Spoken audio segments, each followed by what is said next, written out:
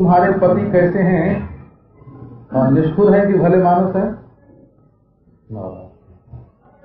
तो सीता जी ने यही कहा कि राम के हृदय में मेरे प्रति अतिशय प्रेम है, वो तो लौकिक परवशता है जिसके कारण उन्होंने मुझे छोड़ा। दमयंती ने कहा कि नल के हृदय में हमारे प्रति बड़ा प्रेम है, गोपी ने कहा कि कृष्ण के हृदय में हमारे प्रति बहुत प्रेम है। ये तो महाराज जो अतिरिक्त पक्षपाती लोग हैं, अतिरिक्त पक्षपाती इसलिए हैं कि गोपी को तो बुरा न लगे, सीता को तो बुरा न लगे, दमयंती को तो बुरा न लगे, जिनके हृदय में सच्चा प्रेम प्रकट हुआ है उनको तो बुरा न लगे और दूसरे लोग बुरा कहें। तो आजकल तो अदालत में कोई मुकदमा दाखिल करता है तो वकील लोग पूछते हैं कि तुम कौन होते हो दाखिल करने वाले, तुमको क्या हक है ना, तुमको क्या हक है। तो आओ भाई,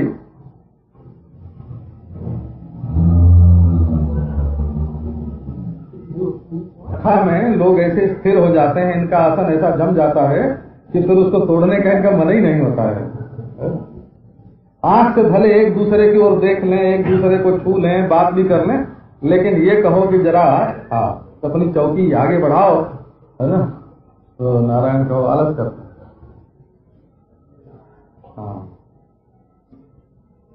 अच्छा, तो अब ये देखो भगवान के चरणारविंद की महिमा। फणिफणार्पितम ते पदाम्बुजम कृणुकुचेषु नः क्रन्धिहृच्छयम्। तो हृच्छय है प्रेम, हृच्छय है काम, हृच्छय है भगवान। हृदय में जो रहे, हृदय में जो सोए, उसका नाम होता है हृच्छय। बना तो गोपियां कहती हैं कि हृदय में कृष्ण रहे, हृदय में प्रेम रहे, लेकिन हृदय में काम न रहे। तो इसका मतलब ये हुआ कि वो समझती हैं कि हमारे अंदर ऐसी क्या गलती है जिसके कारण श्री कृष्ण हमारे बीच से अंतर्धान हो गए।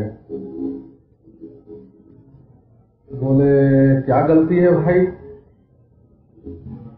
प्रेम का स्वभाव ये है तत्सुखे सुखित्वम, अपने प्यारे के सुख में सुखी होना, ये प्रेम का स्वभाव है। और काम का स्वभाव है अपने सुख में सुखी होना। नास्ते वो तस्मिन् तत्सुखे सुखित्वम। काम उसको कहते हैं जो प्रियतम में से सुख निकाल के अपने में ले आता है, और प्रेम उसको कहते हैं कि जो अपने में से सुख निकाल के प्रियतम में स्थापित करता है। तो गोपियां कहती हैं कि ऐसा मालूम पड़ता है कि हम सच्चे हृदय से तुमको सुखी करना नहीं चाहती, हमारे हृदय में सुख लेने की कामना है, इसलिए हमारे काम को देख करके शुद्ध प्रेम के प्रेमी तुम हम लोगों के बीच में से अंतर्धान हो गए हो, ऐसा लगता है। अच्छा, तो हमारे हृदय में काम है तो इसको दूर करना क्या कठिन है? भक्त लोग तुम्हारे चरणारविंद का ध्यान करते हैं और काम दूर हो जाता है। लेकिन एक बात है, और अधिकारियों से हमारे अधिकार में कुछ विशेषता है। हम ध्यान के द्वारा तुम्हारे चरणारविंद को अपने हृदय में रख करके काम को निवृत्त नहीं करना चाहती। हम तो बिल्कुल स्थूल शरीर वाली हैं और तुम्हारे स्थूल चरणारविंद को अपने हृदय पर रख करके और अपनी कामना को मिटाना चाहते हैं। तो पदाम्बुजम कृणुकुचेषु नः क्रन्धिहृच्छयम्, माने जिस दुनिया में हम रहते हैं उस दुनिया में हमसे मिलो। केवल मानसिक चिंतन से ही हमारा दुख दूर होने वाला नहीं है, हमें तो शारीरिक मिलन की अपेक्षा है। पर मिलना चाहिए भगवान, मिलना चाहिए कृष्ण। तो अब ये जो हृदय काम और प्रेम, इसके बारे में थोड़ी बात आपको सुनाते हैं। ये गोपी जन जो हैं, इनके हृदय में वस्तुतः काम नहीं है, प्रेम ही है।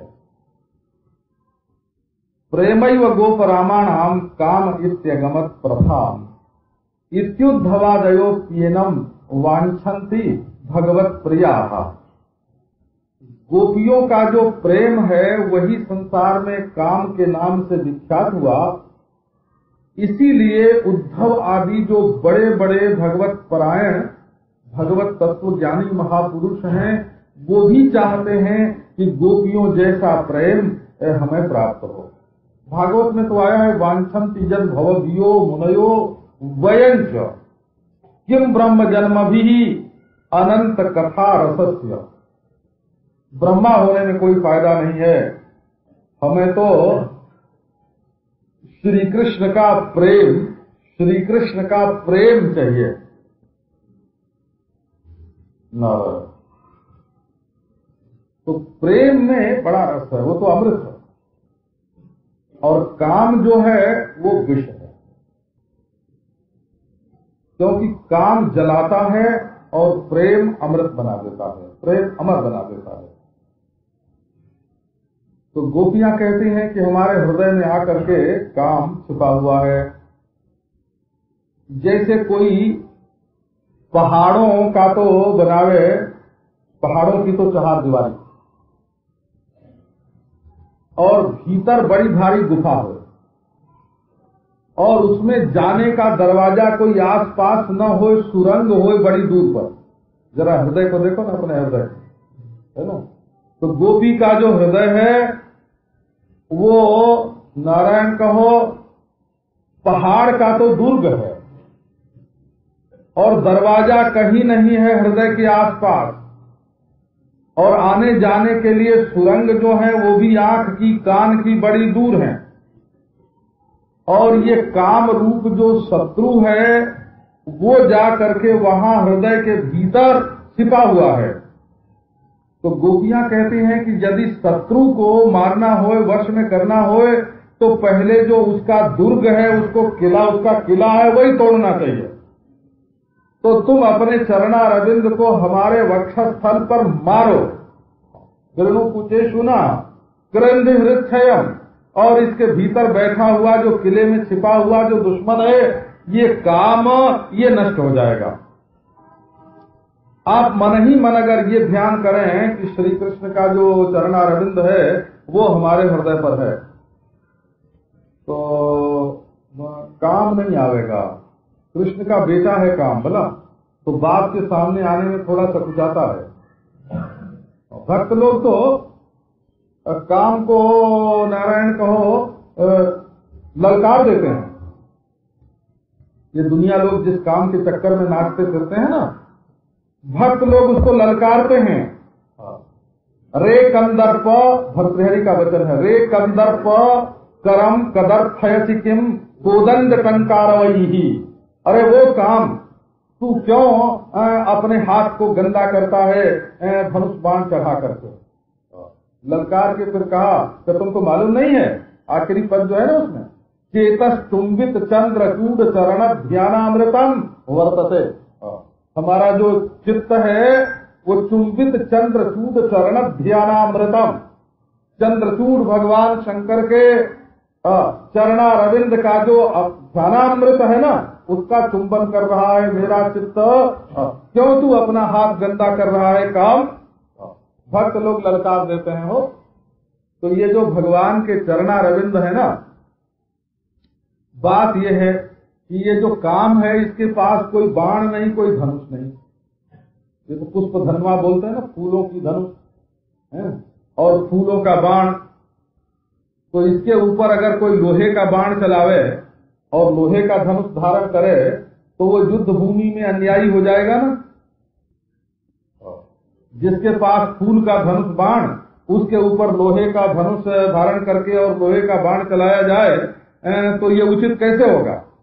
तो गोपियों ने कहा कि जब ये फूल का धनुष और फूल का बाण लेकर के रहता है तो पदाम्बुजम कृण कुचे सुनः, अपने चरण का जो कमल है ना, खिले हुए कमल हो, तो तुम अपने चरणारविंद को हमारे हृदय पर रख दो, फूल से फूल का मुकाबला हो जाएगा। भगवान के चरण भी पुष्प हैं और कामदेव का धनुष बाण भी पुष्प है। कैसा समझो कि कामदेव जो है वो एक हाथी है, बड़ा मतवाला हाथी, और लोगों को परेशान करने वाला, और भगवान के जो चरण है ना उनमें अंकुश का चिन्ह बना हुआ है। भगवान के चरण में अंकुश का चिन्ह है। तो अपने चरणारविंद से हमारे हृदय पर प्रहार करो। इसका अर्थ है कि तुम्हारे चरणों में जो अंकुश है उससे इस काम रूपी मतवाले हाथी को वश में कर लो। तो आप इसी तरह से समझो कि भगवान के दाहिने चरण में और बाएं चरण में जो 16 चिन्ह हैं, उन सभी चिन्हों के द्वारा काम को वश में करना। अब दूसरी बात यह कि काम जरा कमजोर है और श्री कृष्ण बड़े प्रबल हैं। तो ये बात आप कैसे ध्यान में लेंगे। एक श्रुति होती है और एक स्मृति होती है, ये तो आप जानते ही हैं। श्रुति माने वेद और स्मृति माने मनु आदि की स्मृति। तो ये निर्णय किया गया है कि जहां श्रुति और स्मृति में परस्पर विरोध हो गए वहां श्रुति प्रमाण होती है और स्मृति प्रमाण नहीं होती। तो नारायण कहो, ये जो कामदेव है ना, ये हृदय में स्मृति से उदय होता है। आप देखो, ये स्मार्त है, वो स्मार्त है। तो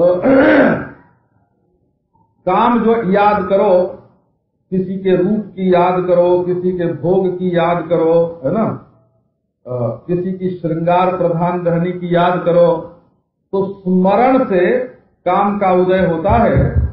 इसीलिए संस्कृत भाषा में काम का एक नाम स्मर है। स्मर स्मृति समुद्भवा। ये काम हृदय में कहां से आता है? तो पुरानी बातें याद कर करके ये लोगों को ज्यादा सताता है, तो स्मृति से ये पैदा होता है। और श्री कृष्ण जो हैं, ये स्मृति से नहीं हो, ये श्रुति से आते हैं, ये दृष्टि से आते हैं। बोला, श्रुति से आना माने जब सुन के वेद में, शास्त्र में, पुराण में, संतों से इनको अपने हृदय में भरते हैं। वे जो आते हैं वो वासना के संबंध से हृदय में काम आता है और साधना के संबंध से हृदय में कृष्ण आते हैं। और स्मृति से काम आता है और श्रुति से, श्रवण से, श्रवणम कीर्तनम विष्णु हो, है ना, श्रवण से कृष्ण आते हैं। और उनकी रूप माधुरी का दर्शन करो तो दृष्टि से कृष्ण आते हैं। तो दर्शन जो है प्रत्यक्ष और श्रवण जो है ये स्मृति से प्रबल होता है। तो ये कहती हैं कि स्मृति से हमारे हृदय में काम आया है, अब श्रुति से और दृष्टि से तुम आओ और आ करके हमारे हृदय में जो काम है उसको नष्ट कर दो। नारायण कहो, ये काम की भी एक बात है। इसको असल में काम में दोष नहीं है। काम का जो विषय है, जिसके प्रति काम है, वो अगर धर्म के विरुद्ध है तो दोष है, अर्थ के विरुद्ध है तो भी दोष है, बोला, और काम के विरुद्ध है तो भी दोष है, मोक्ष के विरुद्ध है तो भी दोष है। धर्मा विरुद्धो भूतेषु कामोस्मि भरतर्षभ, इसका अर्थ हुआ कि पुरुषार्थ के अविरुद्ध जो काम है अपने हृदय में, वो भगवान का स्वरूप है। ये आप ध्यान में देखो, पुरुषार्थ के अविरुद्ध जो धर्मार्थ काम मोक्ष का सत्यानाश न करे है? और केवल भगवत संबंधी, जब संसार के विषय की कामना हम नहीं करते तो कामना जो है वो भगवत विषय हो जाती है, और जब काम के अंदर भगवान आ जाते हैं तो काम का चोला फट जाता है, वो दिव्य हो जाता है, काम का दिव्यीकरण हो जाता है, कायाकल्प हो जाता है काम का, जब वो भगवान के साथ जुड़ता है। असल में जैसे ज्ञान का, ये घड़े का ज्ञान है, ये कपड़े का ज्ञान है, और ये मकान का ज्ञान है। अच्छा देखो, ये रोशनी जो हो रही है इससे औरत भी दिख रही है, मर्द भी दिख रहा है। तो औरत मर्द तो जुदा जुदा है, लेकिन रोशनी जुदा जुदा है क्या? रोशनी तो एक ही है ना, एक ही रोशनी में दोनों दिखते हैं, एक ही आंख से दोनों देखते हैं। ऐसे ज्ञान होता है एक, और विषय होते हैं जुदा, लेकिन विषय का जो भेद है उसका ज्ञान पर आरोप करके कहते हैं घटक ज्ञानम जातम घटक ज्ञानम नष्टम, पटक ज्ञानम जातम पटक ज्ञानम नष्टम। तो विषय का जो आना और जाना है उसका आरोप ज्ञान पर हो जाता है। इसी प्रकार प्रेम नाम की जो वस्तु है ना, बिल्कुल आनंद रूप आह्लादिनी हो, ये आनंद रूप जो आह्लादिनी है वो तो जैसा ज्ञान वैसा ही प्रेम। लेकिन जैसे ज्ञान जो है वो चोर का होगा तो ज्ञान चोराकार हो जाएगा, और ज्ञान संत का होगा तो ज्ञान संताकार हो जाएगा। इसी प्रकार ये प्रेम जब संसार के विषयी पुरुष से होता है तब वो कामाकार हो जाता है, और जब वही प्रेम भगवान के साथ होता है तब वो विशुद्ध प्रेमाकार हो जाता है। ये तो विषयगत जो गंदगी है उसका आरोप प्रेम में करने पर उसका नाम काम हो जाता है, और जब विषयगत गंदगी निकल करके वो श्री कृष्ण के साथ जुड़ता है, मुरली मनोहर पीतांबरधारी श्याम सुंदर जब आ करके हमारे वक्षस्थल पर क्रीड़ा करने लगते हैं तब वो काम नहीं रहता, वो प्रेम हो जाता। तो गोपियां कहती हैं कि आप इस काम को नष्ट कीजिए। अब काम देखो, नारायण कहो, आजकल लोग महाराज निष्कामता का ऐसा ढोंग करते हैं। निष्कामता के ढोंगी कैसे हैं? बोले नारायण कहो, एक ब्राह्मण आया एक सेठ की दुकान पर, बोला सेठ जी आज एकादशी है, पूर्णिमा है, ग्रहण है।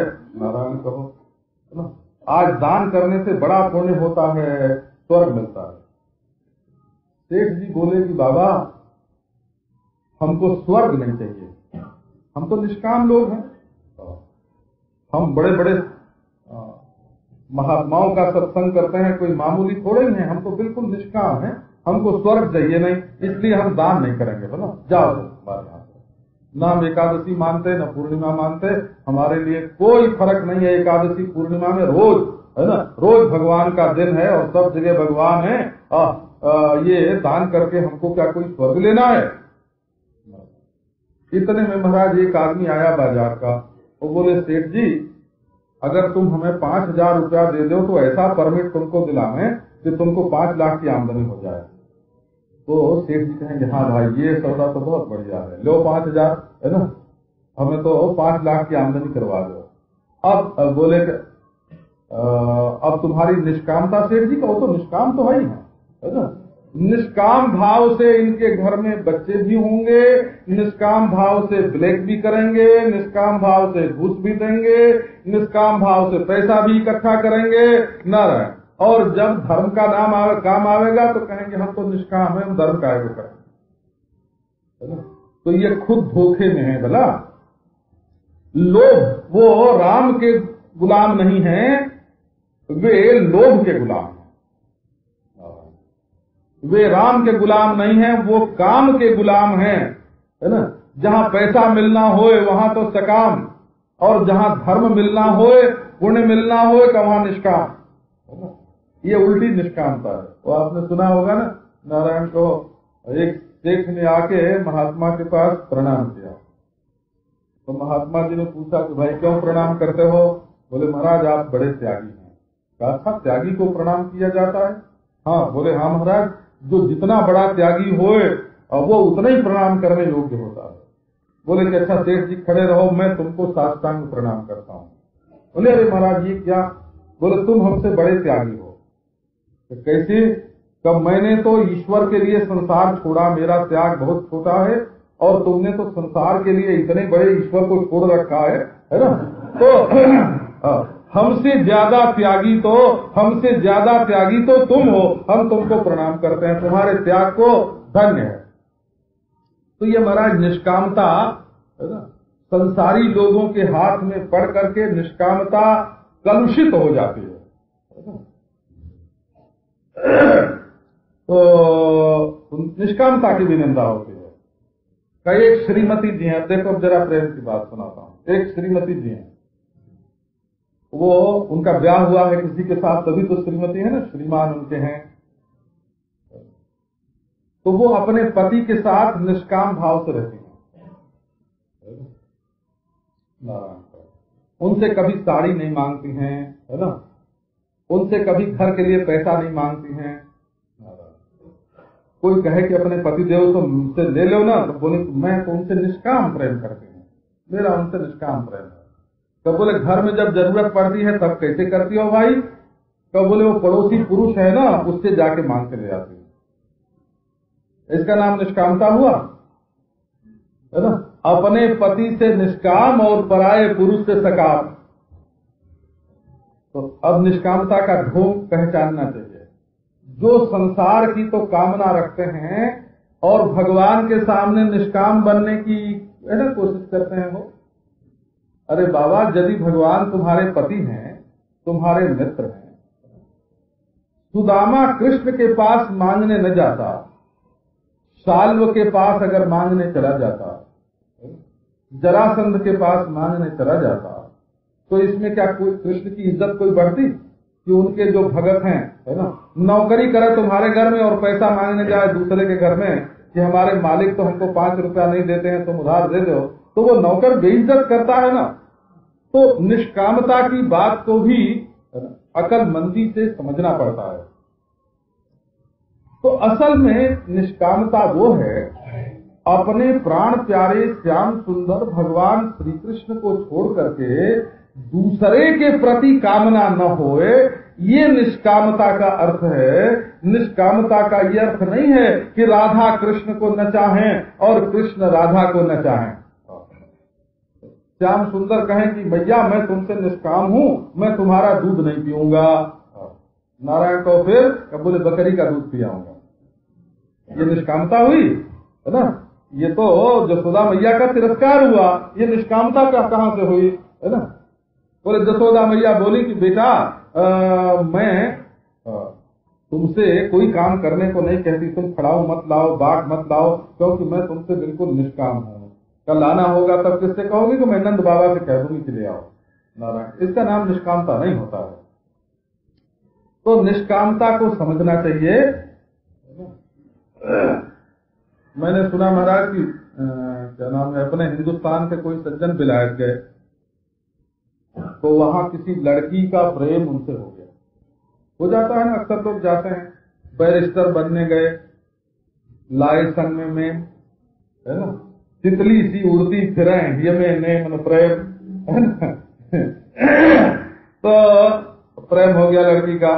तो उसने थोड़े दिनों के बाद चिट्ठी लिखी। तो चिट्ठी में लिखा कि मैं तुमसे निष्काम प्रेम करती हूँ और मुझे तुमसे कुछ नहीं चाहिए और मैंने तो अपना जीवन तुमको अर्पण कर दिया।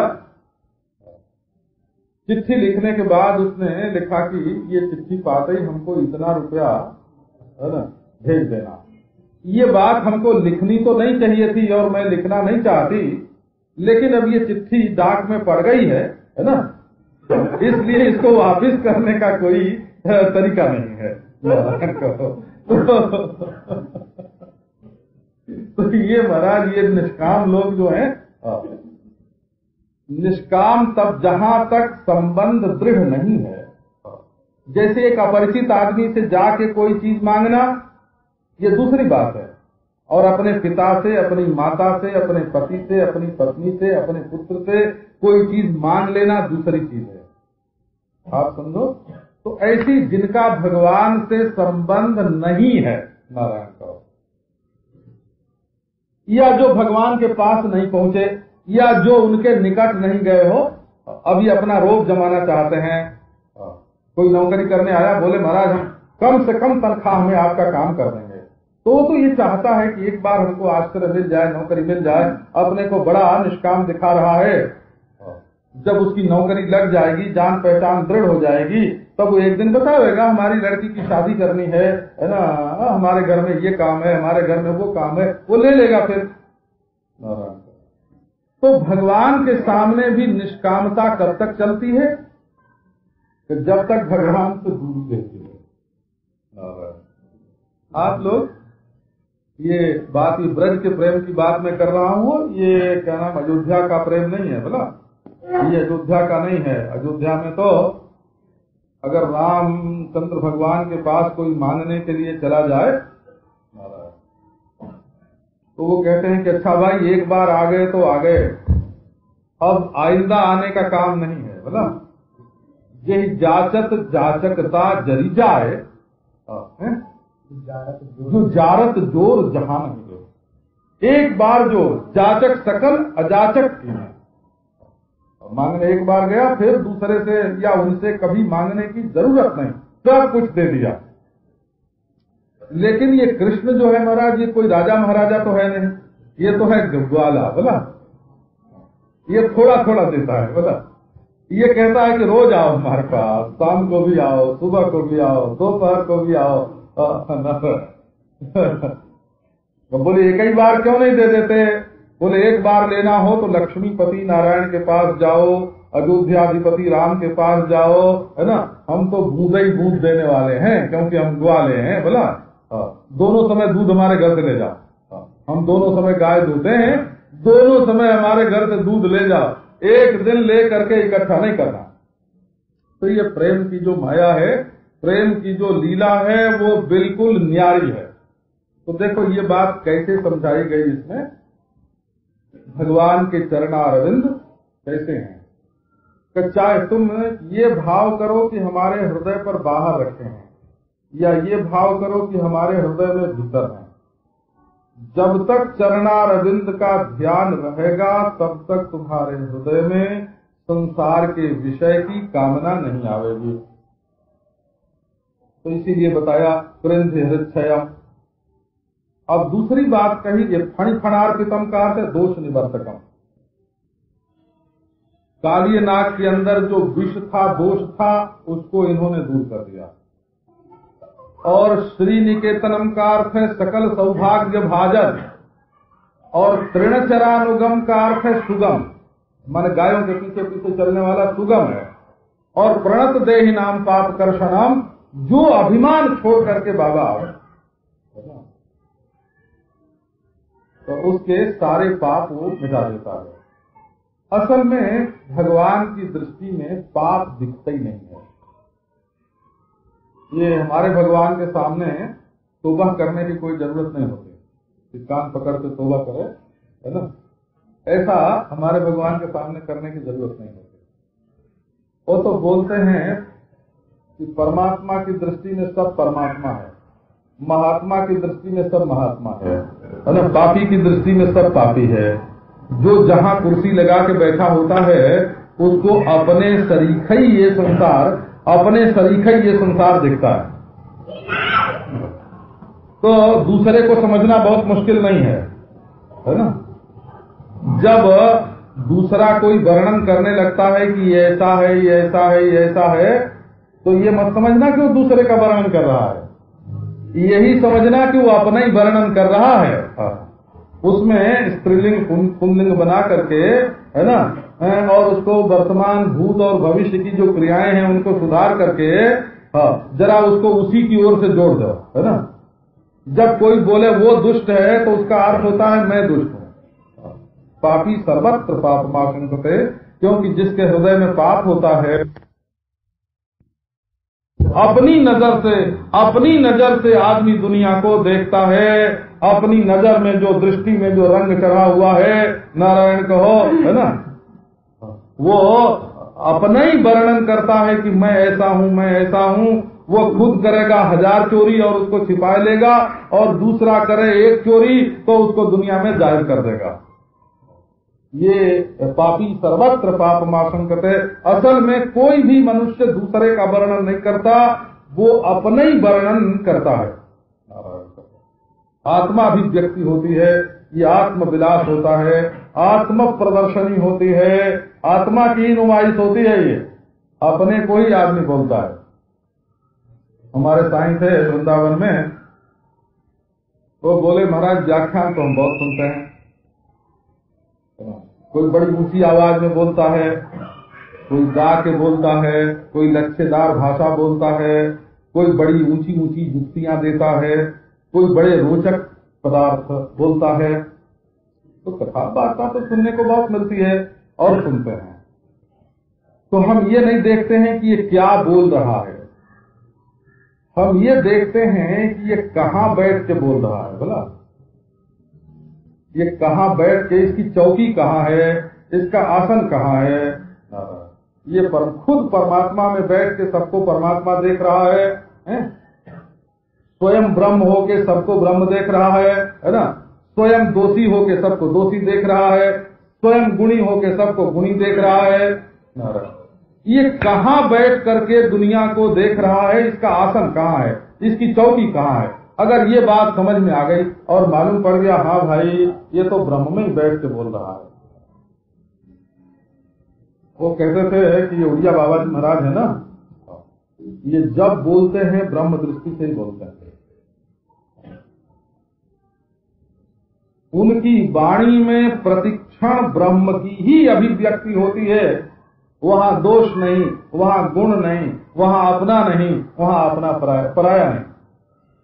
देखो असल में कोई दवा होती है ना, जब उसको शक्कर लगा के मीठी कर लेते हैं तो वो कड़वी दवा भी मीठी लगती है। तो क्या तुम्हारे दिल में इतनी शक्कर नहीं है, क्या तुम्हारी इतनी जबान में इतनी शक्कर नहीं है कि जो बात बोलो उसको अपने दिल की और जबान की शक्कर लगा करके मीठी बना लो और मीठी बना करके बोलो। क्या तुम्हारे घर में कड़वाहट ही कड़वाहट है, मिठास नाम की कोई चीज बिल्कुल है ही नहीं। तो प्रणतदेहिनाम पाप कर्षणम, भगवान के चरणारविंद कहते तो बोले पाप मिटाने वाले को। पाप क्या है? अभिमान ही पाप है। वो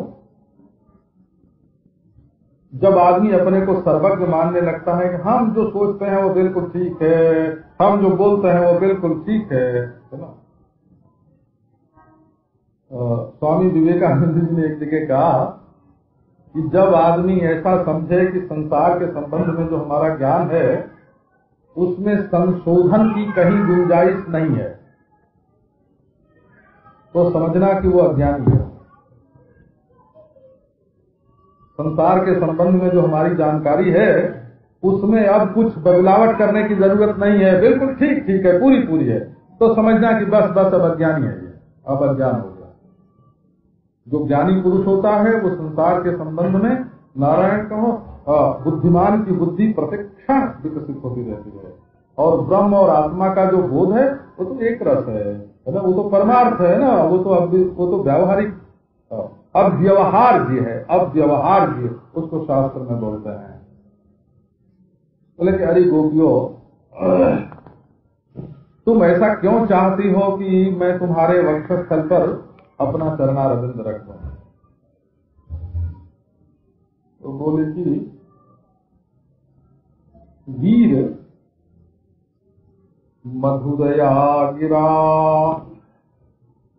बलगुवाक्यया बुधमनोज्ञया पुष्करे क्षणो विधिकरीरिमा वीर मुह्यति रधरसी गुणाप्यायस्वनः।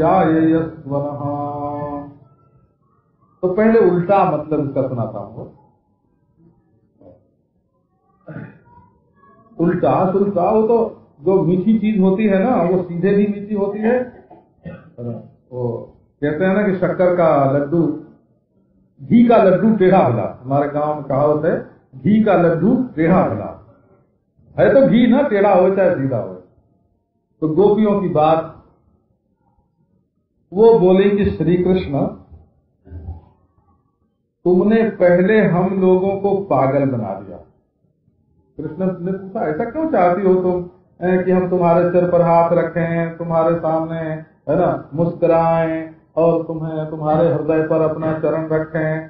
तो चरण रखने वाली बात जरा गहरी है, पर मैंने जानबूझ करके कहा नहीं हो, क्योंकि वक्षस्थल पर चरण रखना जो है वो कोई साधारण क्रिया नहीं है, वो तो बड़ा विचित्र बंध है। तो कृष्ण ने कहा ऐसा क्यों चाहती हो, ये बंधन क्यों चाहती हो? तो बोले कि विधि करी, हम तो तुम्हारी आज्ञाकारी हो गई ना, किंकरी हो गई, जो कहो सो करें, तुम्हारी गुलाम हो गई। बोले राम राम, तुम हमारी गुलामी क्यों बन गई? इतने अच्छे वंश में पैदा होके, इतनी सुंदर होके, ऐसी जवान होके, ऐसे तुम्हारे भाई, ऐसे माँ बाप, ऐसे सास ससुर, ऐसे पति पुत्र, और तुम इतनी बड़ी बड़ी हो करके तुम हमारी गुलाम क्यों बन गई? लेकिन क्या बताएं, तुमने ऐसा जादू चलाया। 3 तरह के जादू हैं, उनका इस श्लोक में वर्णन है। तो मधुरया गिरा, ये उल्टी बात है, ये उल्टा अर्थ सुना रहा। मधुरया गिरा बलगुवाक्यया बुध मनोज्ञया पुष्करे क्षण। पहले तो मीठी मीठी बात, एक तो जो मधु है उसी को मधुर बोलते हैं, मधु एव मधुरम, स्वार्थ में ही मधु शब्द से रक्त प्रत्यय हो करके मधुर शब्द बनता है। और एक होता है मधुराति, शरति इति मधुरा, जिसमें से शराब झरती है। वो मधु माने शराब, मधु माने शहद, कड़वी शराब नहीं, मीठी शराब बोला। तो स्वाद में भी गला न जले, गला भी न जले, आदमी समझे हम शरबत पी रहे हैं और हो जाए नशा। तो ये तुम्हारी जो वाणी है ये मीठी शराब है, इसने हमको मोह लिया। जैसे आदमी शराब पी के नशे में हो जाता है, वैसे हम तुम्हारी बातें सुन के, नारायण कहो, शराब के नशे में आ गई और तुम्हारी वेदांत की गुलाम हो गई। एक बार बोले अरे गोपियों, केवल तुम आवाज ही सुन के गले पर ही जाती हो, बांसुरी सुन ली, गाना सुन लिया, मीठी आवाज सुन ली, मीठी मीठी बात सुन ली, बस इसी में फंस गई। तो बोली कि नहीं, बलगु वाक्य, बड़ी सुंदर रचना है वो, उसमें यमक, अनुप्रास, रस, अलंकार, हृदय को गुदगुदाने वाले भाव, बलगु वाक्य, बड़े मधुर वाक्य हैं। बोले फिर भाई ऐसी बातों से भी तो मूर्ख लोग ही फंसते हैं, केवल बातों में आ गई तो बोले बुध मन हो गया। नहीं, तुम्हारी वाणी भगवान की कैसी? जब भगवान की वाणी में 3 गुण, एक तो मधुर, और दूसरे वाक्य रचना जो है वो रस, अलंकार, भाव आदि से वो तप्रोत, पांडित्यपूर्ण, और दूसरे माने ये देखो, ये कहते हैं कि ऐसी वचनावली जिसमें आकांक्षा, आसक्ति, योग्यता, सौष्ठव, ये समूचे गुण जो वाणी में होते हैं वो भरे हुए हैं। वाक्य रचना ऐसी वैसी नहीं होती है। वो प्रभु बोलते थे सारम, सुष्ठु, मृतम, मधु, सारसा। एक वैद्य के ग्रंथ में लिखा है कि अगर 4 गुण मनुष्य की वाणी में होवे, बोलने में, तो उसको रोग न हो शरीर में। सत्यम हितम मितम ब्रूयात अभिसंवादी पेशलम। बाघ भट्ट ने कहा, आयुर्वेद के ग्रंथ में ये बात कही कि सच बोलो, प्रिय बोलो, हित बोलो। सत्यम हितम, सत्य बोलो, हित बोलो और थोड़ा बोलो, और झगड़े की बात मत बोलो, और बिल्कुल निश्चयात्मक बोलो, तो तुम्हारे जीवन में बहुत उलझने नहीं आवेंगी, और उलझने नहीं आवेंगी तो दिमाग पर जोर नहीं पड़ेगा, नसें तनेंगी नहीं, और बहुत से रोगों से बच जाओगे। ये जो लोग झूठ बोल देते हैं, नारायण को झूठ बोलते हैं, एक झूठ बोलते हैं तो 100 झूठ बोलना पड़ता है एक झूठ को छुपाने के लिए। किसी के लिए अहितकारी बोल देते हैं तो बाद में फिर खौलता है दिल, और थोड़ा नहीं बोलते हैं, बहुत बोलते हैं तो उनकी नस नाड़ियां जो है ना वो श्रांत हो जाती हैं, और झगड़े की बात कर लेते हैं। तो इससे बीमारी जो जीवन में आती है वो बहुत करके जबान के दोष से, वाणी के दोष से शरीर में रोग आ जाते हैं। जो लोग बोलने में सावधान रहते हैं वो स्वस्थ रहते हैं। अच्छा, तो एक तो क्या चाहते हैं आप, जो बोल रहे हैं, बोल तो बहुत रहे हैं, पर क्या चाह रहे हैं वो जरा एक शब्द में बताइए तो, कि आपके है ना, आपकी आकांक्षा क्या है, और जो आकांक्षा आपकी है उसको प्रकट करने की योग्यता आपकी शब्दावली में है कि नहीं, और आप प्रसंगानुसार बोल रहे हैं कि नहीं।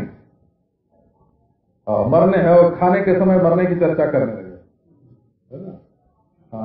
कई बार ऐसा होता है, भोजन के लिए बैठे हो तो कोई आ जाते हैं ना, तो बताने लगते हैं कि हमने जुलाब लिया था तो कितनी चट्टी हुई और कैसे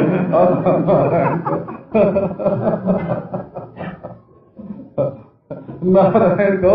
अब बोलने का प्रसंग भी तो, अवसर भी तो देखना चाहिए ना, कि किस समय कौन सी बात करनी चाहिए। नारायण तो बोलने का ढंग होता है, उसमें आकांक्षा होती है, योग्यता होती है, प्रसंग उसका होता है आसक्ति। नारायण उसमें सौष्ठव होता है, शब्दालंकार होता है, अर्थालंकार होता है, रस होता है, भाव होता है, उसके साथ बोलना। कृष्ण जो बोलते थे ना वैसा बोलते थे, बोला। और बुध मनोज्ञया, कहाँ व्यंग्य से अर्थ निकलेगा और कहाँ लक्षणा से अर्थ निकलेगा, नारायण कहो, है ना। अभिधा वृत्ति से अर्थ, व्यंजना वृत्ति से अर्थ, लक्षणा वृत्ति से अर्थ, कहाँ कैसे क्या बात समझनी चाहिए, नारायण कहो। एक के घर मेहमान आया तो खाना नहीं चाहता था वो घर के मालिक ने कहा 2 ग्रास खा लो। अब मेहमान जाके बैठ गया और 2 ग्रास उसने नारायण को मुंह में डाला और बोला बस। क्यों क्या तुमने कहा था कि सिर्फ 2 ग्रास खाना। बोले अरे बाबा हमारा मतलब ये था कि 2 ग्रास तो आप खाएं ही, उसके साथ और भी थोड़ा खाएं। इसको लक्षणा बोलते हैं हो। ये कौन सी लक्षणा हुई, वेदांत जो पढ़ते होंगे, है ना, इसको अजहत लक्षणा बोलते हैं वेदांत। 2 ग्रास को छोड़ो मत, थोड़ा सा और खाओ, बोला। माने जो वाच्यार्थ है 2 ग्रास तो है ही, उसके साथ और ज्यादा खाओ, ये उसका मतलब होता है। 2 ग्रास नहीं। एक बार महाराज एक मद्रासी लड़का पढ़ता था काशी विद्यापीठ में, तो उसको हिंदी में किसी ने चिट्ठी लिखी, तो उसने लिखा कि तुम्हारे पिता की मृत्यु का समाचार जब मैंने सुना तो मुझे तो जैसे बिच्छू डंक मार गया हो। अब वो मद्रासी लड़के बेचारे को तो मालूम नहीं था कि बिच्छू डंक मार जाना क्या मतलब हुआ। उसने झट डिक्शनरी निकाली हिंदी की, बिच्छू पढ़ा, डंक पढ़ा और मार गया पढ़ा। उसने कहा अरे राम राम, हमारी तो चिट्ठी मिली और उसको बिच्छू डंक मार गया। बड़ी तकलीफ हुई बेचारे को, है ना। अब देखो बिच्छू डंक मार गया, इसमें लक्षणा है। जब बिच्छू को छोड़ो, डंक को छोड़ो, है ना, बिच्छू डंक मार गया, इसके समान दुख हुआ। केवल दुख में तात्पर्य है, बिच्छू और डंक में तात्पर्य नहीं है ना। तो ये क्या हुआ कि इसका नाम जहत लक्षणा हुआ। माने हम लोगों के बोलने की जो शैली है, जो ढंग है, उसको पंडित लोग ठीक ढंग से बोलते हैं। तो बुध मनोज्ञया, जो पंडित लोग होते हैं वो कभी अभिधा वृत्ति से संतुष्ट होते हैं, कभी व्यंजना से संतुष्ट होते हैं, कभी लक्षणा से संतुष्ट होते हैं, है ना। तो पंडित लोग जिसको सुन करके खुश हो जाएं, ऐसी वाणी श्री कृष्ण की। बोले नहीं, ऐसी नहीं।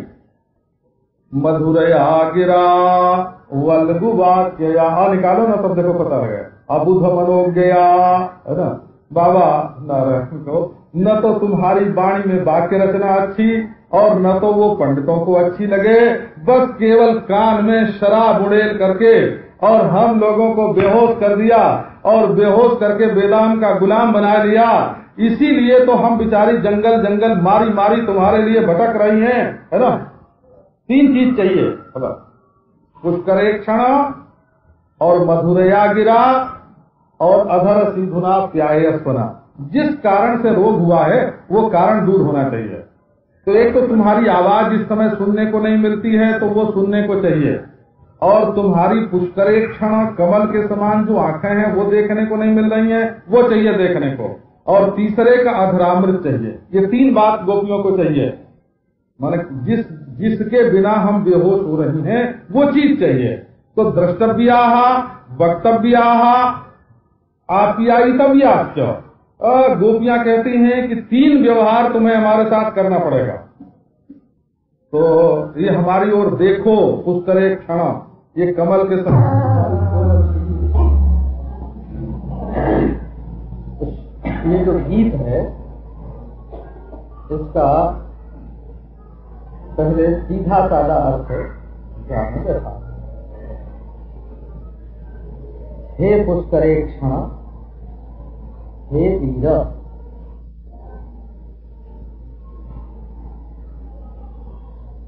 पुष्करेक्षण का अर्थ है कि जिसकी आंखें कमल के समान कोमल, शीतल, सुंदर, बड़ी बड़ी, रंगीनी लिए हुए। माने सर्वांग सुंदर। इसका अभिप्राय है, आंख की सुंदरता के वर्णन का अर्थ है सर्वांग सुंदरता। क्योंकि जिसका ज्ञान सुंदर होवे ना उसका संपूर्ण जीवन सुंदर हो जाता है। अर्थ ज्ञान में देखा। हे पुष्करेक्षण, हे वीर।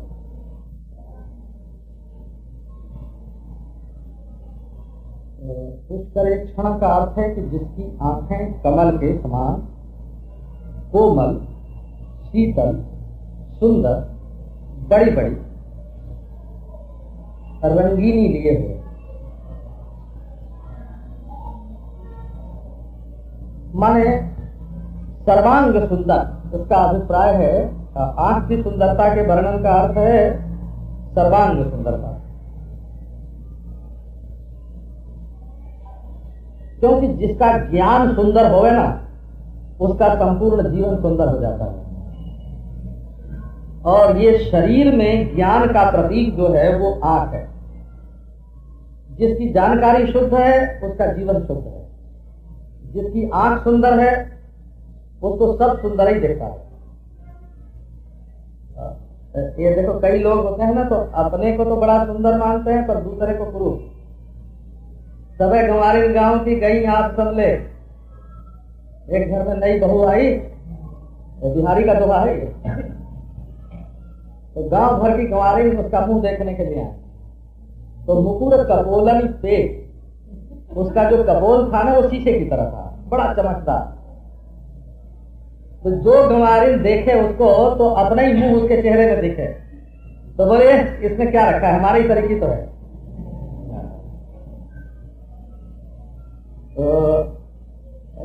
सुंदरता वो है, सुंदरता की कई बात है हो। सुंदरता वो है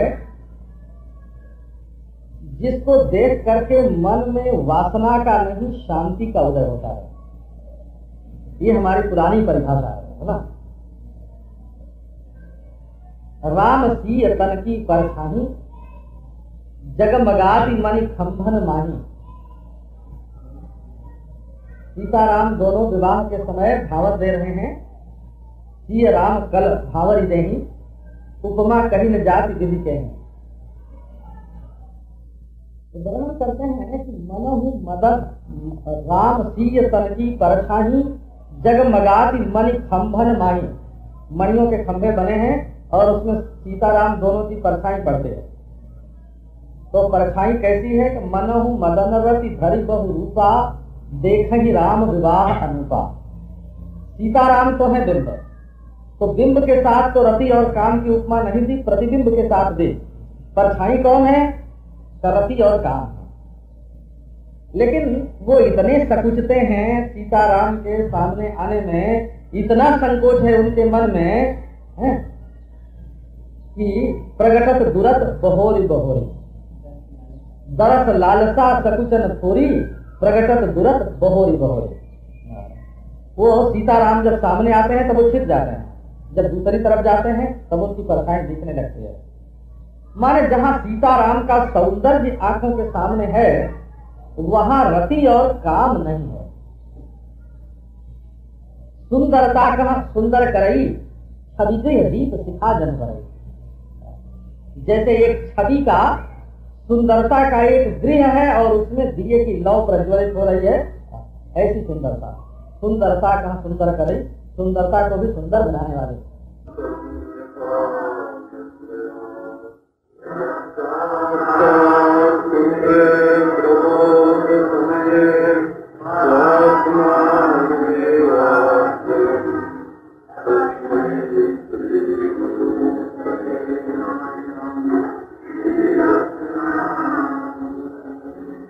विश्वेशामनुरञ्जनेन जनयन् आनन्दश्यामलकोमलैरुपनयन् अङ्गैरनङ्गोत्सवम् स्वच्छन्दं ब्रजसुन्दरीरवितः प्रत्यङ्गमालिङ्गितः शृङ्गारः मधु हरिप्रीयते।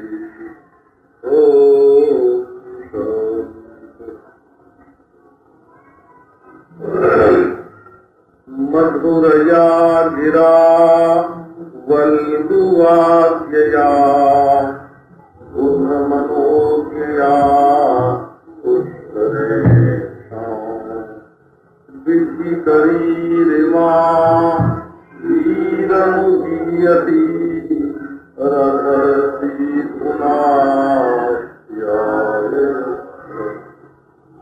तव कथामृतम् सप्तजीवनम् कविभिरीडितम् कल्मषापहम् श्रवणमङ्गलम् श्रीमदाततम् सुविगृह्णन्ति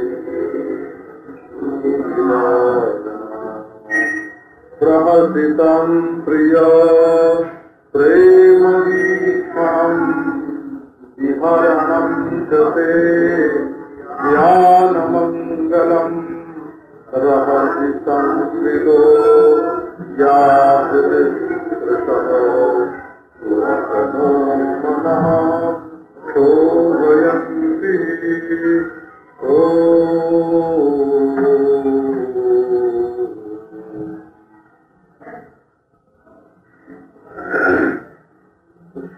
ये जो गीत है जिसका पहले सीधा साधा अर्थ आपने देखा, हे पुष्करेक्षा हे वीर।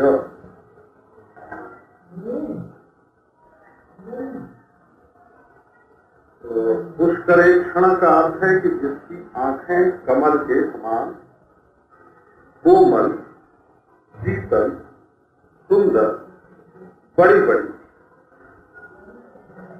रंगीनी लिए हुए।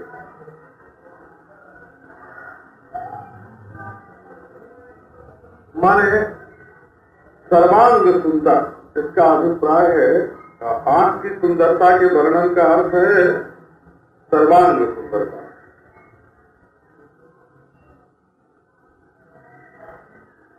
कि जिसका ज्ञान सुंदर होवे ना, उसका संपूर्ण जीवन सुंदर हो जाता है। और ये शरीर में ज्ञान का प्रतीक जो है वो आंख है। जिसकी जानकारी शुद्ध है उसका जीवन शुद्ध है।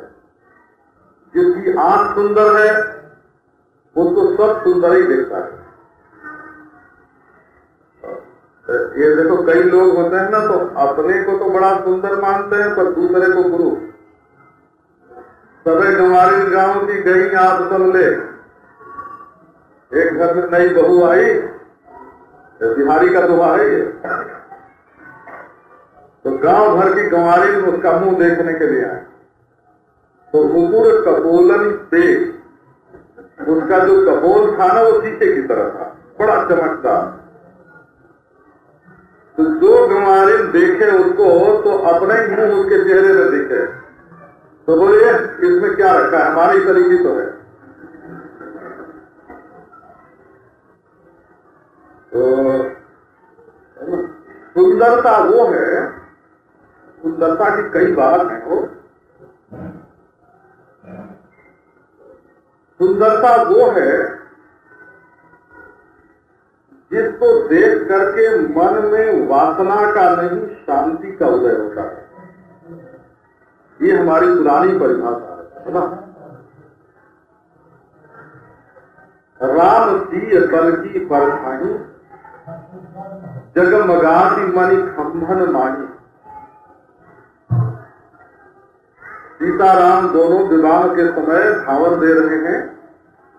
सिय राम कल भावर देही, उपमा कहीं न जाति विधि के।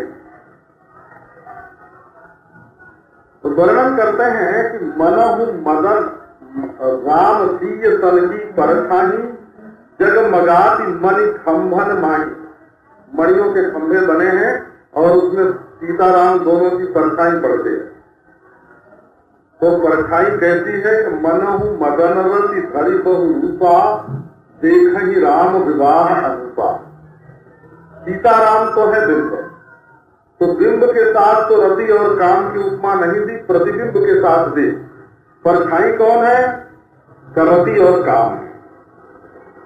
लेकिन वो इतने सकुचते हैं, सीताराम के सामने आने में इतना संकोच है उनके मन में है कि प्रगटत दुरत बहोरी बहोरी, दरस लालसा सकुचन थोरी, प्रगटत दुरत बहोरी बहोरी। वो सीताराम जब सामने आते हैं तब वो छिप जाते हैं, जब दूसरी तरफ जाते हैं तब उनकी परछाई दिखने लगती है। माने जहां सीताराम का सौंदर्य आंखों के सामने है, वहां रति और काम नहीं है। सुंदरता का सुंदर करई, छवि दीप सिखा जन करे। जैसे एक छवि का, सुंदरता का एक गृह है और उसमें दिए की लौ प्रज्वलित हो रही है, ऐसी सुंदरता। सुंदरता का सुंदर करई, सुंदरता को भी सुंदर बनाने वाले। तो सौंदर्य उसको कहते हैं जिसको देख करके चित्त में शांति का उदय होता है। पुष्करे पुष्करे व अक्षिणी की क्षणे जैसे पुष्कराक्षण है, पुष्करेक्षण है ना। पुष्कर, पुष्कर माने कमल। जो सूर्य की किरणों से पुष्ट होता है उसका नाम पुष्कर। सूर्य विकासी कमल। नारायण। तो ये जो आंखें हैं वो कैसी है भगवान की? तो पुष्टि देने वाली है वो। पुष्टि देने वाली मान जिसकी जिसकी ओर भगवान देखते हैं उसके हृदय में प्रेम की पुष्टि हो जाती है। एक बार भगवान किसी की ओर देखें तो उसके हृदय में उसका प्रेम परिपुष्ट हो जाता है। इसीलिए भगवान के नेत्रों को पुष्कर कहते हैं। तो उनका वर्णन ऐसे करते हैं, अमी हलाहल मद भरे। भगवान की आंखों में अमृत है, विष है और नशा भी, मद भी है। श्वेत श्याम रत्ना, श्वेतिमा जो है आंखों में वो अमृत है, जो श्यामता है वो विष है, और जो रत्नारे हैं ना, रेशमी, लाल लाल रेशमी के समान कहीं कहीं डोरी है, वो क्या है? नारायण मद है, मद नशा है। जियत मरत झुकी झुकी परत यही चितवत एक बार। भगवान जिसकी ओर एक बार देख लेते हैं, वो मरा हो तो जिंदा हो जाता है वो, और जिंदा हो तो मर जाता है। जियत मरत झुकी झुकी परत, झूम झूम के गिरने लगता है। तो भगवान की जो आंखें हैं वो अमृत उनमें से झरता है, पुष्टि उनमें से गिरती है, सौंदर्यामृत का प्रवाह उनमें से निकलता है। और एक देखो, बात तो गुप्त है लेकिन मैं उसको प्रकट कर देता हूं। तू करने से चौकन्ने हो जाओगे ना, तो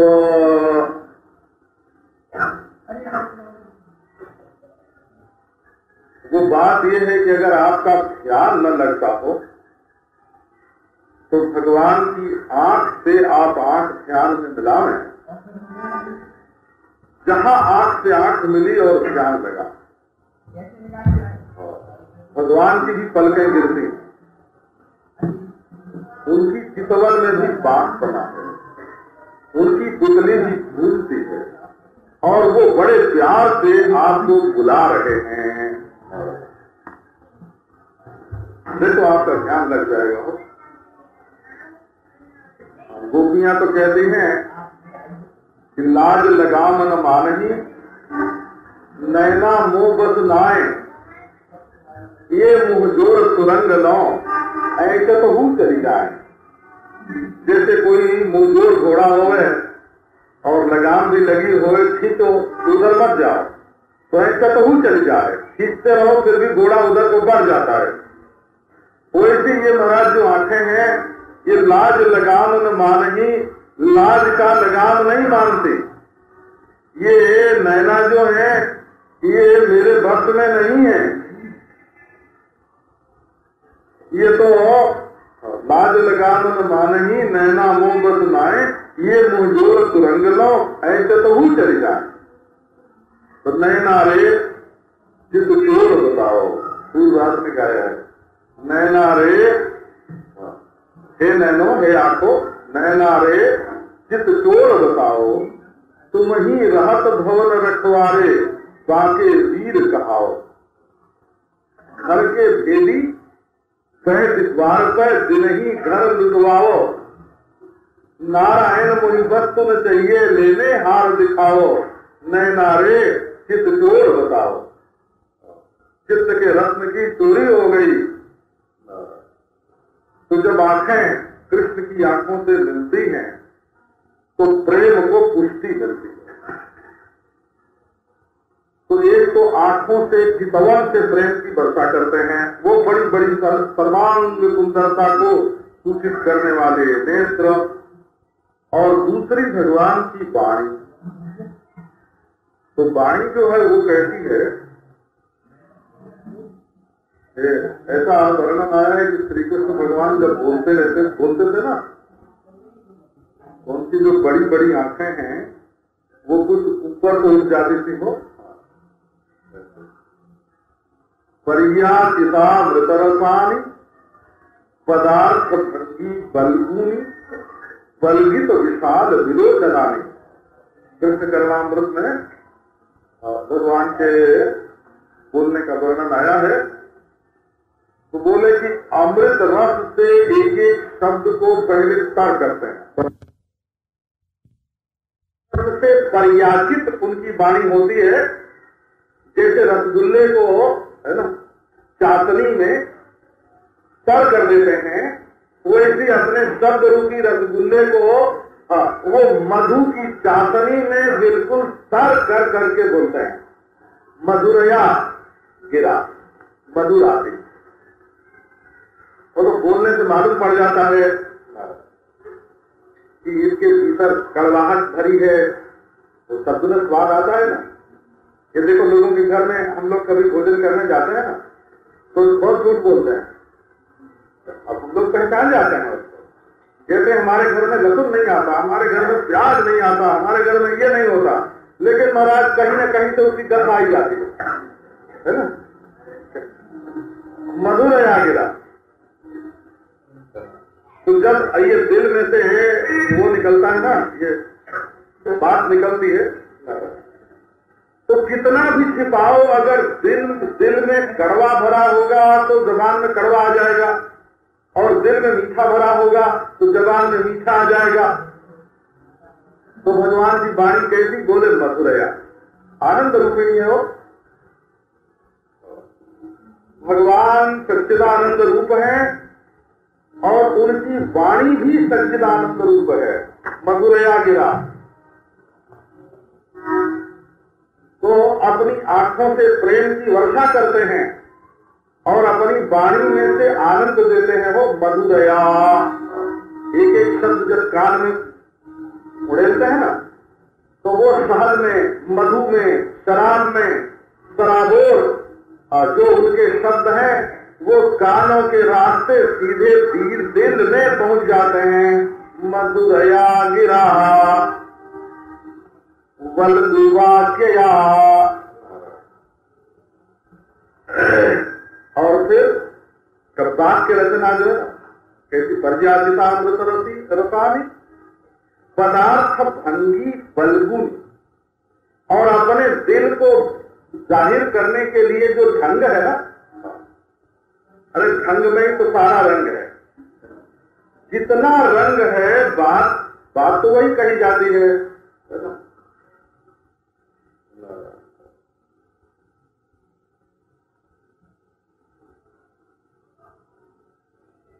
तो एक ने कहा कि ये देखो तुम्हारे पतिदेव आ रहे, और एक ने कहा कि ये देखो तुम्हारा खत्म आ रहा है। तो बोलने में फर्क पड़ जाता है। पदार्थ बल को बांट के क्या कहना चाहते हैं, आखिर चाहते क्या है आप? आकांक्षा, योग्यता, आसक्ति, बड़ा सुंदर था, लक्षणा, व्यंजना। तो बल को बात किया, जो रचना सुंदर होती है ना, वो टिकाऊ होती है, तो इसमें सत्ता देते हैं, जीवन देते हैं भगवान। और बुद्ध मनोज्ञान, जिसको सुन करके विद्वान भी आनंद में मग्न हो जाए, उसमें ज्ञान भरा रहता है।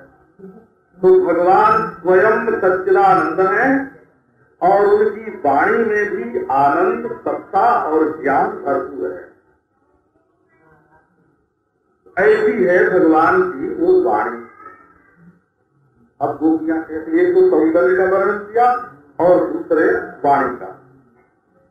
अब तीसरी बात जो बोलते हैं, देखो विधि करी मां वीर होते, तो वीर शब्द ब्रज में तो स्त्रियों के लिए भी करता है, आप तो जानते ही होंगे।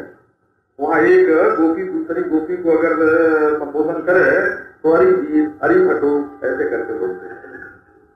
तो वीर माने सखी, वीर माने सहेली, भटू हरि, हरि वीर बोलता है। पर यहाँ वीर शब्द का अर्थ है दया वीर, दान वीर, ऐसे। आप हमारी ओर देखो, तो पहले विधि करी रेमा वीर मुझे, दो तरह से इसका संबंध जोड़ो कि एवं भूतया तव गिरा विधि करी ही इमा, ऐसी जो परमानंद देने वाली परम प्रेममयी तुम्हारी वाणी, उससे हम तुम्हारी विधिकरी हो गई हैं, आज्ञाकारी हो गई। तो जब कोई अपना आज्ञाकारी हो जाए, अपना हो जाए, दास हो जाए, सेवक हो जाए और देवोत हो जाए, तो जैसे सेवक का धर्म है स्वामी की सेवा करना, वैसे स्वामी का धर्म भी तो होता है ना सेवक की सेवा करना। भज सके भवत सिंह करिश्मनो जलरुहाननम चारु दर्शय। बोले अरे गोपियों तुम हमारे लिए ऐसा कहती हो कि तुम हमारी सेवा करो। बोले हाँ, कभी कभी मालिक को भी दासी की सेवा करनी पड़ती है। कब जब वो बेहोश हो जाए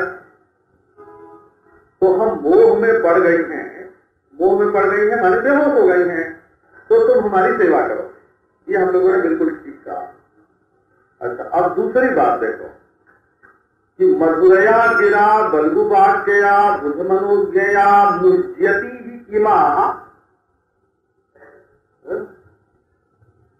हम मोह में पड़ गए, बेहोश हो गए। कैसे बेहोश हो? क्या तुमने प्रेम भरी आंख से जो हम लोगों की तरफ देखा तो हमारे प्राण अपना गोलक छोड़ करके, अपना घर छोड़ करके और तुम्हारी तरफ चले गए और हम बेहोश हो गए नशे में। तो तुम्हारी वाणी ने ही हमको बेहोश किया है और इसी से हम सब शुद्ध बुद्ध भूल करके तुम्हारी आज्ञाकारी हो गए हैं। तो ये जो वाणी के विशेषण है उनमें भी बहुत मजा है। वो जैसे गिरा, मधुरया गिरा, तुम्हारी वाणी कैसी है कि शराब देने वाली है, साथ देने वाली है, बड़ी मीठी है, आनंद देने वाली है, प्रेम देने वाली है। लेकिन अबल वाक्या, अरे तुमको कभी बोलने का ढंग ही नहीं आता, ये भी मतलब निकला हो। अबल वाक्या बोला क्या अबुध मन हो गया। ये प्रेमी लोग ऐसे बोलते हैं, उनकी बोली जब जिस दिन वो कह रहे कि तुमको बोलने का जरूर नहीं है तो समझना कि आज किसी बात पर वो बिल्कुल रीझ गए। जब एकदम रीझ जाते हैं तब कहते हैं कि तुमको बोलने का जरूर नहीं। ये बात भी कोई कहने की है? रात अबुध मनोज्ञा, अबुध मनोज्ञा का अर्थ है कि इससे अज्ञानी भी मोहित हो जाते हैं। तो ज्ञानियों की तो कथा ही क्या है ना। अरे अज्ञानी बाबा मोहित होते हैं, ज्ञानी लोग थोड़े मोहित होते हैं तुम्हारी बातों में, है ना। बेवकूफों को बेवकूफ बनाते हो, तुम समझदार लोग तुम्हारी बातों में पड़े जा सकते हैं। अबुध मन हो गया। ये इसका व्यंग्य बता देता हूं। बुधानाम अपनी मनोज्ञा ज्ञानीनाम, ज्ञानी लोग भी इसको जब बहुत सुंदर अनुभव करते हैं तो जो प्रेमी है, भक्त है, वो मनोहर समझे। जब ये बात ज्ञानियों को भी मीठी लगती है तो प्रेमियों को मीठी लगे, इसमें तो क्या संदेह है। बोले ना ना अबुध मन हो गया, हम बड़ी जानकार हैं, सब तुम्हारे नस नस तुम्हारी हम समझती हैं, है ना। जो न जानते हो उनको ये अच्छी लगेगी, हम तो तुम्हारा मतलब समझती हैं। ऐसे तो आखिर बात चाहती क्या है वो देखो। अधर सी गुना प्यायस्वनः, जब आदमी बेहोश हो जाता है तब कोई मंत्र पढ़ते हैं कि होश में आ जाए। तो मधुरया गिरा बलगुबाक्या, ये गोपियां कहती हैं कि अब हम नशे में बेहोश हो रही हैं, आओ तुम कोई मंत्र पढ़ के हमारे कान में हमको जिंदा करो। एक बात पुष्कर एक था, जब आदमी बेहोश होने लगता है तो उसके हृदय पर कमल वगैरह ठंडी चीज रखते हैं, तो तुम अपने चितवन का कमल जो है वो हमारे हृदय पर रख दो और फिर कोई दवा पिलाते हैं। तो अधरसी भुना प्यायस्वनः, कभी कभी अमृत भी पिलाना पड़ता है, कभी कभी बड़ा गुप्त जो रसायन होता है, गुप्त ये भी देना पड़ता है। श्री वल्लभाचार्य जी महाराज की व्याख्या का समूचा भाव मैंने वो सुना दिया करीब करीब। अधरसी भुना प्यायस्वनः, तो अधर अमृत एक होता है हरामृत, धरती पर वो अमृत होता है, और ये भगवत रूप अमृत है। इसको ये नहीं समझना कि ये कोई लौकिक मुखम लालाट क्लिन्नम, लार का नाम अमृत नहीं है।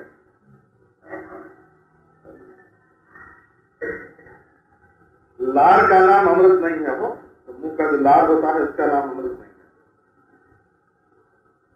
ये तो अधर है, देखो ये धर्म से ऊपर है, इसलिए इसका नाम अधर है। ये धरती से ऊपर है, इसलिए इसका नाम अधर है।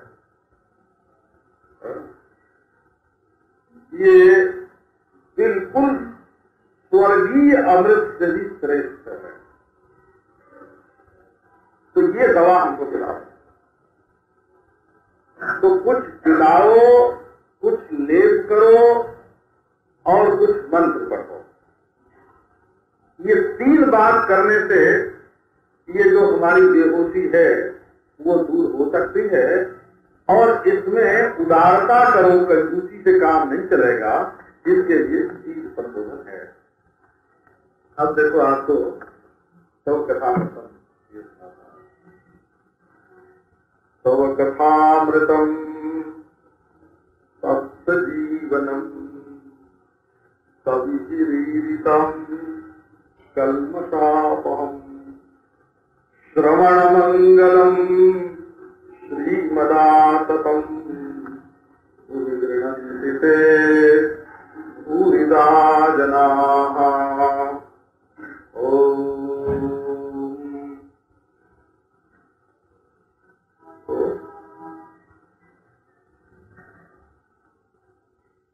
नारायण। बोले भाई देखो, ये सब बात होती है तब जब प्रेम हो। जहां प्रेम नहीं है वहां देखने के लिए आंख प्रेम से कैसे भरे। और जिसके हृदय में मिठास नहीं है उसके लिए हृदय में मिठास कैसे आए। जहां अमृत नहीं है उसके लिए अमृत कैसे निकले। क्योंकि सजातीय को देख करके ही जैसे देखो जल देख के जल बढ़ता है। मैंने सुना है कि समुद्र में जितनी वर्षा होती है उतनी वर्षा धरती पर नहीं होती है। और धरती पर भी जहां पेड़ों के पत्तों की हरियाली होती है ना, वहां जितनी वर्षा होती है उतनी सूखी धरती पर नहीं होती है। तो जल देख के जल बढ़ता है, प्रेम देख के प्रेम बढ़ता है। कोई डंडा लेके तो प्रेम नहीं करा सकता। एक वित्तीय का राजा था पहले पुराने जमाने में,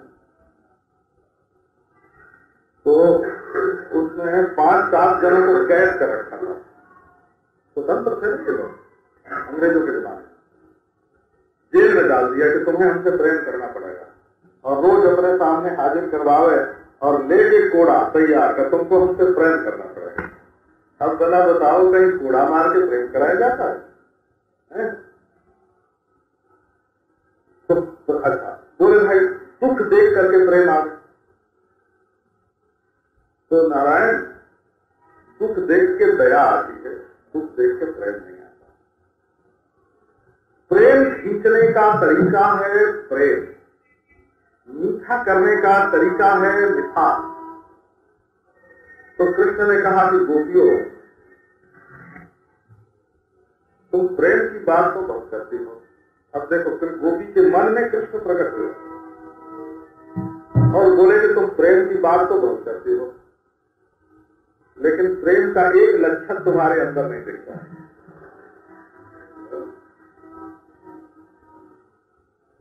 क्या इतनी को बात बना रही हो और कड़वा बोल रही हो और डांट रही हो, फटकार रही हो और बड़ा भारी प्रेम है तुम्हारे मन में। ये बताओ कि मेरा इतना प्रबल विरह होने के बाद भी ये गोपी अपने मन में सोचती है कि कृष्ण ऐसे कहेंगे, इतना प्रबल विरह होने के बाद भी तुम जिंदा हो और बनती हो प्रेमी। तो बोले कि हाँ ये तो हमारे प्रेम का कलंक ही मालूम पड़ता है, लेकिन नारायण इसमें हमारा दोष है। हमारा दोष ये है, तुम्हारी जबान कितनी मीठी है वो तो हम कहाँ से कहें। तव कथा, तव कथा माने कर्तिका कथा, तुम जिसको बोलते हो वह वाणी, तुम्हारी वाणी। तव कथा, तव कथा अमृतम भवति इत्यत्र क्यों वक्तव्यम्, तव संबंधिनी अन्य कर्तिका कथा भी अमृतम भवति। तुम अगर हमारे बोलते रहो और कान में तुम्हारी आवाज पड़ती रहे तो कान के रास्ते वो अमृत पी पी करके हम जिंदा रहे। नारायण, इसके बारे में तो कहना ही क्या। अगर तुम्हारे बारे में दूसरा कोई भी बोलता है तो ऐसा अमृत उसमें से निकलता है कि वो पी पी के हम नारायण को जिंदा रहते। तुम्हारी कथा ने हमको जिला रखा है। स्वर्ग विरहे प्राप्तमेव मरणम किंतु स्वर्ग कथा मृतम पाययन्ति सुकृतिः परिचितम्। हमारे मौत को ठग लिया, मौत आई थी हमें मारने के लिए, लेकिन बड़े बड़े महात्मा लोग हैं, ये तुम्हारी कथा सुनाने लगे। कथा सुनते सुनते हम तन्मय हो गए। कभी पौर्णमासी जी सुना रही है, कहीं एक गोपी दूसरी गोपी को सुना रही है, तुम्हारी चर्चा चल गई और विरह का समय कैसे बीत गया इसका पता ही नहीं चला। बोले कि अरे गोपियों, मेरी कथा अमृत है। तो अमृत नहीं है, अमृत से बढ़ करके है। तो अब अमृत से जो व्यतिरेक है कथा का, वो पहले हम श्रीधर स्वामी के अभिप्राय के अनुसार सुनाते हैं, बाद में और भी सुना देंगे। गौरेश्वर संप्रदाय में कैसे मानते हैं, वल्लभाचार्य जी के संप्रदाय में कैसे मानते हैं। तो ये कथा माने होता है जो थकान के विपरीत हो। कथा को उलट दो तो क्या होगा, थाक। अगर कथा नहीं सुनोगे तो बैठे बैठे थक जाओगे, काम करते करते थक जाओगे। हरी कथा कथा आर्त वृथा यथा, भगवान की जो कथा है वो तो कथा है और सब व्यर्थ है, वृथा है, व्यथा है, यथा पीड़ा है। संसार में जो ताप है ना उसको मिटाने वाली तो यही है। तो बोले भाई यथा अमृत है। अमृतम का अर्थ यही है कि नास्ति मृतम मृत्युर्जस्मात् तत् अमृतम, जिसका सेवन करने से मृत्यु नहीं होती, आदमी मरता नहीं। ये 1000 वर्षों का एक यज्ञ किया गया था प्राचीन काल में, ऐसा वर्णन मिलता है। और कथा सुनने के लिए जो लोग संकल्प करके बैठे थे वो कथा के अंदर नहीं मरे हो, माने जब तक कथा का संकल्प पूरा नहीं हो गया तब तक मृत्यु नहीं हुई। तो अमृतम नास्ति मृतम मृत्युर्जस्मात् तत् अमृतम। असल में मर गया वो जो दुनिया के प्रेम में फंस करके अपने दिल दिमाग और खोपड़ी को तो छोड़ दिया अलग। मरना तभी कहते हैं ना कि खोपड़ी तो पड़ी हो बालू में, है ना, और जीवात्मा निकल के चला जाए नरक में या स्वर्ग में या परलोक में दूसरे जन्म में, तो उसको मरना बोलते हैं कि नहीं। तो खोपड़ी तो रहती है नारायण को ये फल से जुड़ी हुई, और जीवात्मा जो है इसकी जान रहती है दूसरी जगह। तो मरा ही हुआ तो हुआ, वो आदमी मरा हुआ है वो जो अपने खोपड़ी में बैठे हुए अपने परम प्रियतम परमात्मा का चिंतन छोड़ करके, है ना, निकल गया, बाहर गया। कहाँ घूम रहे, बाजार में, चौपाटी पर गए, चाट पाटी, चौपट हो गए, चौपाटी मैंने चौपट।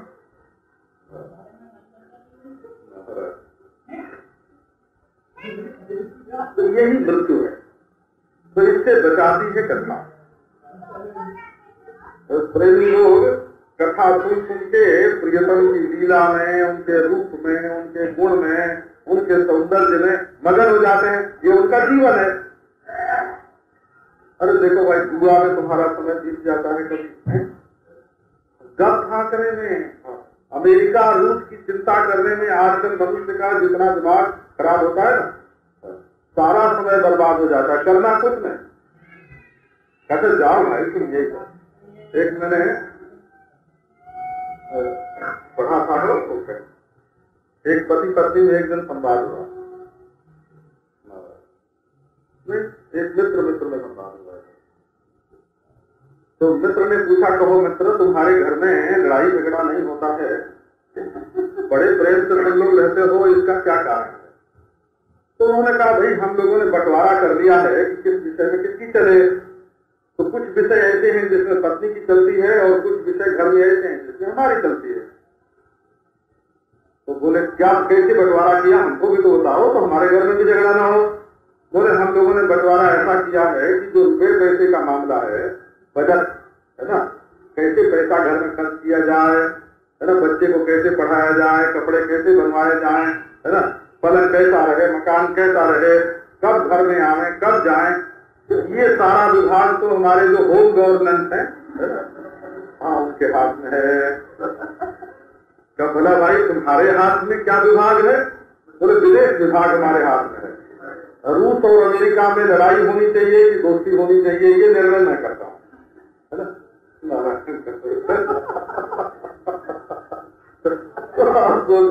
कौन सा विभाग रहा तुम्हारे हाथ में?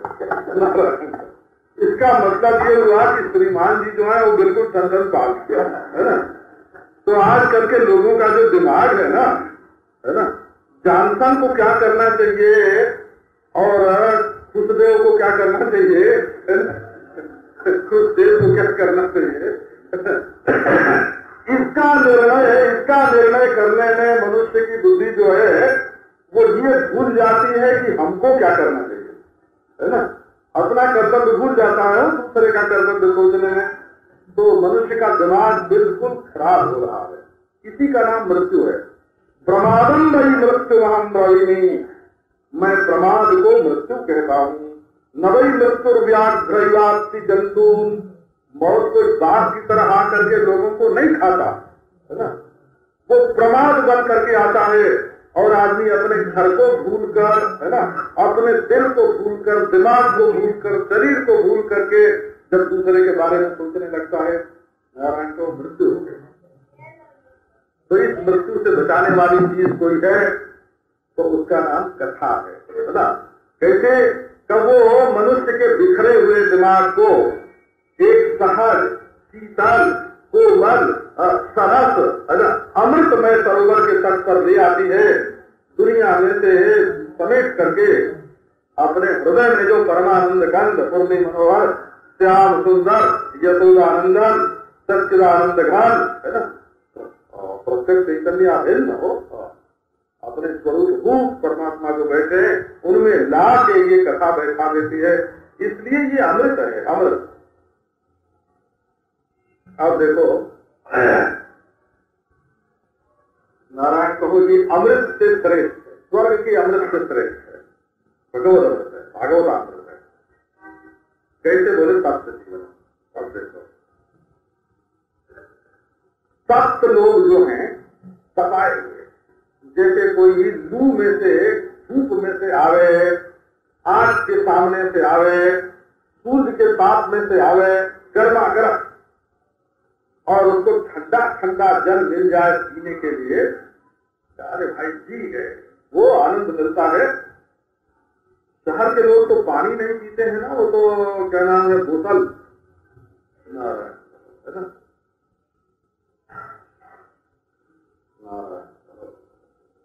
वो तो सड़ा पानी पीते हैं, तो उसको छोड़ो। शीतल जल का जिनको स्वाद मिला है वो जानते हैं। तो तप्ता नाम जीवनम तप्त जीवनम, जिनको संसार में ताप मिला है, आग मिली है, बेवफाई मिली है, जलन मिली है, विश्वासघात मिला है, मौत मिली है, विछोह मिला है, उन लोगों के लिए ये जीवन रूप है। बोले नहीं नहीं, ऐसा नहीं। जो भगवान के विरह में तप्त हैं उनके लिए ये जीवन है। संसारियों के लिए जीवन है, ये बात तो हल्की करके कही गई कि भाई जो लोग संसार में दुखी हैं और अभी आज दुखी नहीं हो तो आगे भी जीवन में दुख नहीं आवेगा, ये नहीं समझना हो। ये तो नीचे ही गच्छति ऊपर ही से दशा चक्रमेण क्रमेण, जैसे रथ का पहिया कभी ऊपर कभी नीचे घूमता है, वैसे आज नशे में मतवाले होके समझ रहे हो तुम्हारे पास 4 पैसे हैं और जवानी है, मकान है, औरत है, मर्द है, रिश्तेदार हैं, नातेदार हैं, ऊंची कुर्सी है, समझते हो कि हम बड़े सुखी हैं। लेकिन सच्चे काम सब सुखमु बनता, आगे क्या होगा मालूम है? अगर नहीं मालूम है तो सावधान हो जाओ। सप्त जीवन, ये तो सब लोगों के लिए बात है। लेकिन जिनके हृदय में भगवान के विरह की पीड़ा है, प्रेम की पीड़ा है, वो तो मर जाएंगे ना। बोले नहीं, ऐसे विरह ताप तप्त जो प्रेमी हैं उनको ये तुम्हारी कथा जीवन दान देती है। और तो भैया इसमें क्या अमृत से क्या विशेषता हुई? अमृत से ये विशेषता हुई कि वहां तो जो लोग खूब पुण्य करके धर्म करके देवता बनते हैं, जिनके बगल में अप्सरा है, सामने विमान खड़ा है, नंदन वन में बैठे हैं, है ना,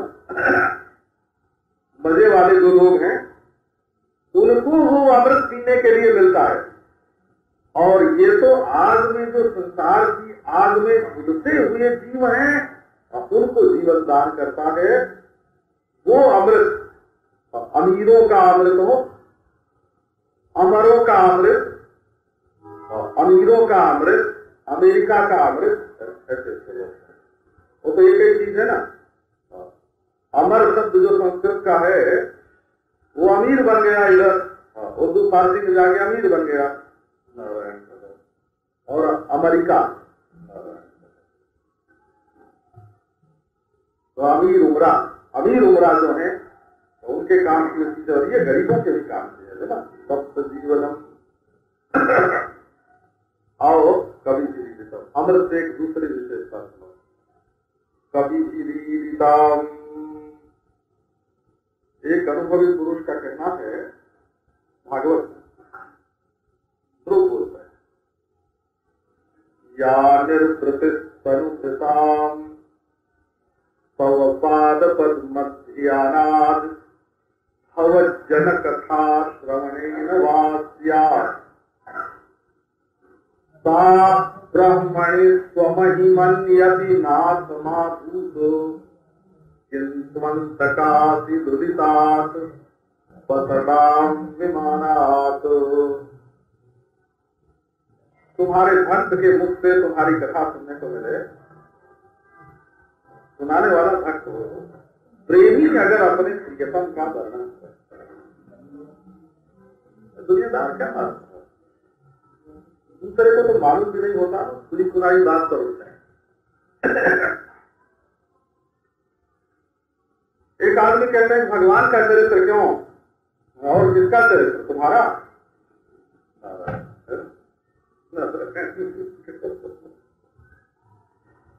अच्छा, हम इसके लिए भी तैयार हैं, इस शर्त पर कि तुम अपने चरित्र की कोई बात छिपाओ मत, जरा जाहिर कर दो। अरे नारायण, धोती के नीचे सब नंगे हैं, है ना। तो चरित्र वर्णन करने योग्य है तो भगवान। ध्रुव जी कहते हैं कि तुम्हारे प्रेमी के मुंह से तुम्हारी कथा सुनने में जो आनंद, जो निर्वृत्ति, जो शांति मिलती है वो ब्रह्मानंद में भी नहीं है। सा ब्रह्मणि स्वमहिमन्यति नात्माभूतो। बोले ध्रुव जी ऐसा क्यों कहते हो?